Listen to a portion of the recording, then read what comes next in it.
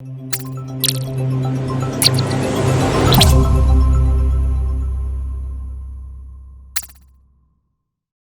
explaining IA prompts and prompts 16 to 20. Let's start. Number 16. Should some knowledge not be sought on ethical grounds? So, should we consider ethical applications of knowledge before even pursuing it?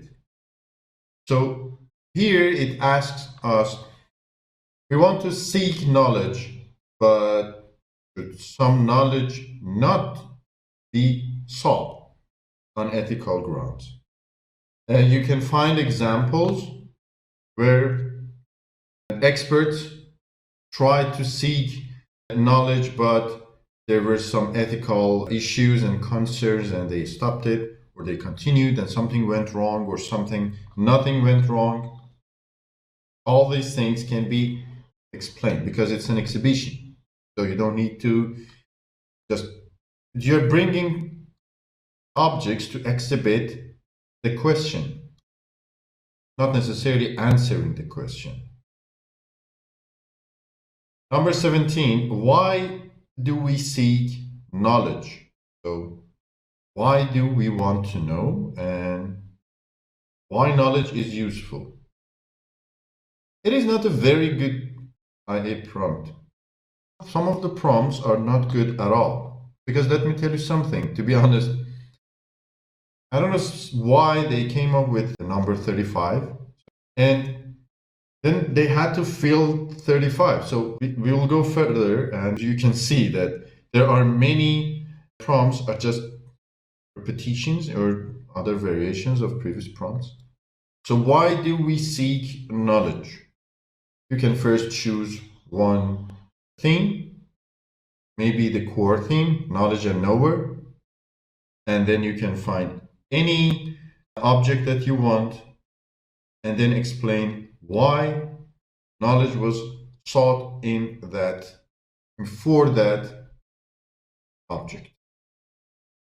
Number 18, are some things unknowable? That's a good one. Concepts that are only acceptable by faith, beliefs that change over time by the advancement of knowledge. Contrasting. So there are some things that are unknowable forever, and there are some things that for the time being seem unknowable, but later we can know them, we can accept or reject them. Of course, the core theme works well for this prompt. Religion works well for this prompt. Indigenous societies. I wouldn't recommend going to technology if you choose that, and if technology is not your favorite one, or language. Number 19, what counts as a good justification for a claim?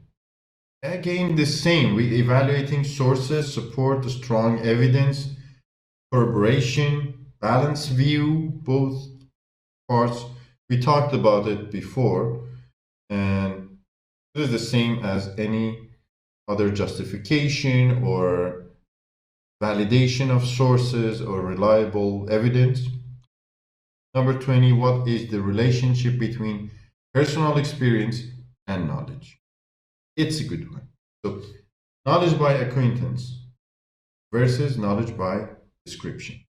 This is basically what you can bring, maybe even all three objects from your personal life, and create a great exhibition out of it. Because there are your book, school book, course book, whatever you're studying, it's knowledge by description. So it is the knowledge that we talk about, knowledge. Personal experience is knowledge by acquaintance. So yes, it was first 20 prompts and 15 more to talk about.